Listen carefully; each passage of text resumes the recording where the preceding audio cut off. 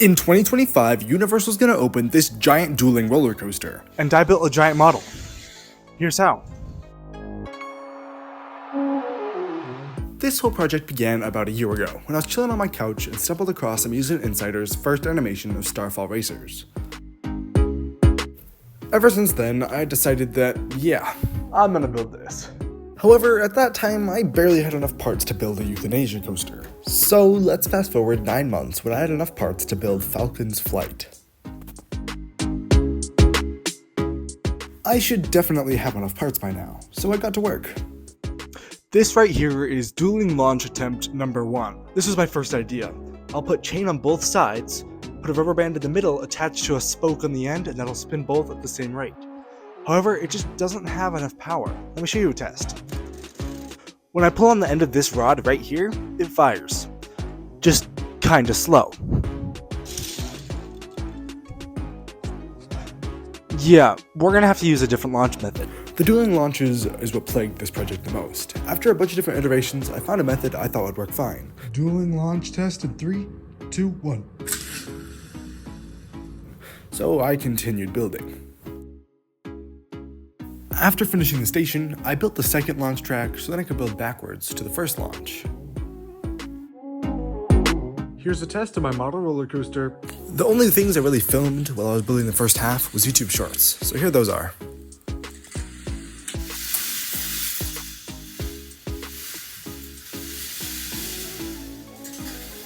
Three months after starting the project, I'm left with this first half. It looks great, but does it work? First launched, first half test. No clue if this is gonna be powerful enough, but when I pull this piece, I guess I'll find out.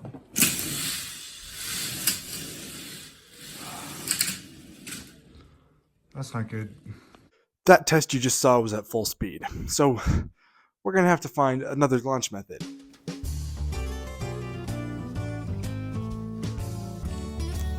Welcome back to another episode of The Thing Doesn't Work. So now we're rebuilding the thing so it does the thing we built it to do. Today our subject is a dueling launch that is dumb and should have worked earlier. It's the launch's fault, not mine.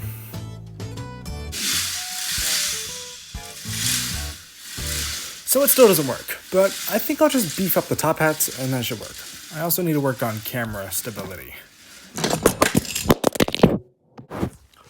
Alright, well, let's do it. And by do it, I meant adding a secondary spine, which you can find on the rest of the coaster. Alright, let's see if this works. 2, 1.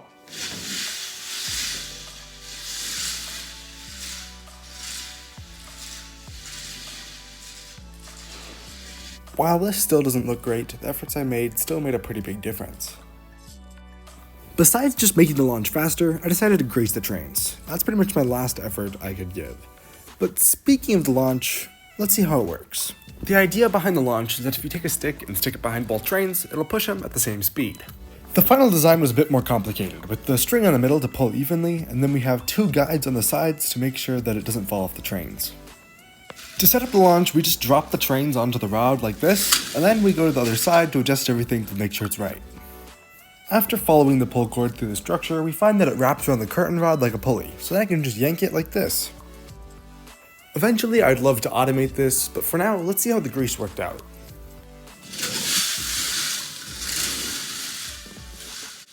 Okay, so I pulled it a little too fast, but I can tune that later.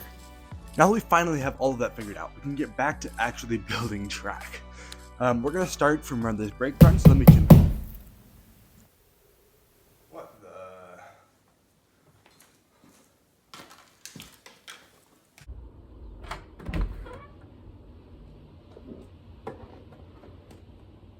What?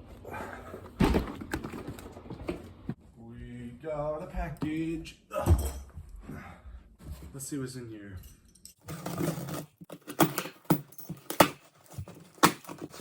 Alright, we got a bag.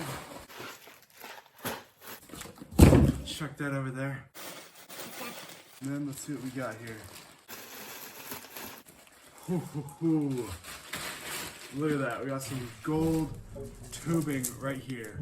A ton of brand new, actually connects gold tubing.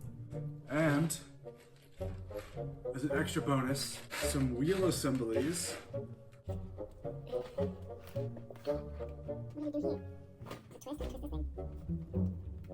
Look at these. You might see these on a future project. Legitimately though, huge shout out to the Kinect maker. He literally made it happen. Go subscribe. Okay, now we can build. I only have 5 more pairs of elements left to build, so let's do it. First one didn't take much effort, super easy. The second one was just a little bit harder, but I really like its final look. Up next, we have this giant helix. It crosses over itself right there, and it looks so good. I think it's the best one I've built so far. After those, I worked on these overlapping overbanks, and I think they turned out really good.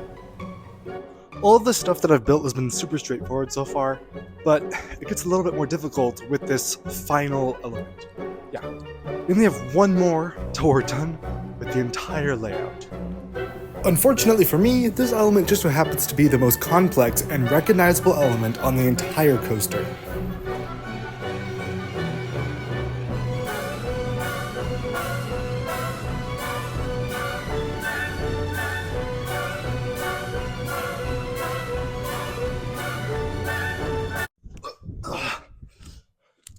Did I forget to mention the real thing started testing? Because it did, and it looks so good.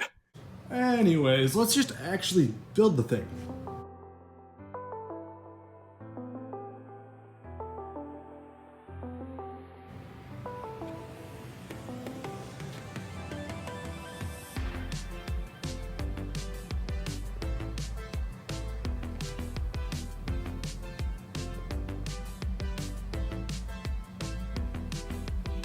Just like that, we have completely finished the layout. But we're not done. Did you think we were done? This guy thought we were done. The second launch. You remember how I had a ton of issues with that first launch? Well, this one's gonna be a bit more difficult considering the trains are moving when entering the launch track. Alright, so after a ton of work, here's what I came up with. So we have this whole system here, which is rather complex, but here's how it works. So you know the last one you just yank on a cord? Well, that's pretty much what we're doing here. We got some ribbon as the cord, and it's hooked up to this rod right here. So in order to get it to catch behind both cars while moving, it's pretty much a timing game. When you yank on the cord, this flap comes down and releases the cord right behind the train. So now it catches him, and you can pull him as fast as you want down the launch track. Unfortunately for me, it ended up being way more difficult than I'd hoped, with a ton of failed attempts. Here's one of them.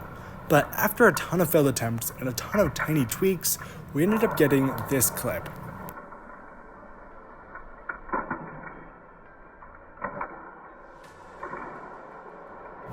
Okay, so it didn't actually go that smoothly, but it did launch both trains at the same speed, and they dueled through the rest of the layout.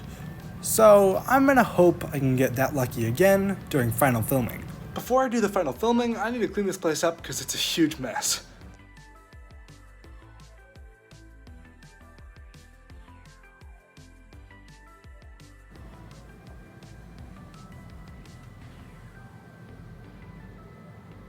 Thank you so much for watching this far into the video. I've spent about a total of 6 months on this project, and it'd mean a lot if you just gave the video a like or even subscribed. I don't think I have anything else to say, so enjoy my model of Stardust Racers.